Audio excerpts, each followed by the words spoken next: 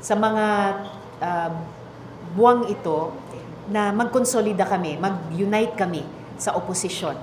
Na lahat po kaming mga opposition or oppositional forces, lahat ng mga puwersa na gustong magbuo ng parang third force ay magsama-sama sa mga buwang ito. At sometime next year, magkasundo ano yung magiging proseso namin ng pagbuo at pagpili ng aming slate para yung pinaka malakas, pinaka popular, pinaka winnable na kaya naming buuing slate ilalaban namin sa 2028 hanggang manalo.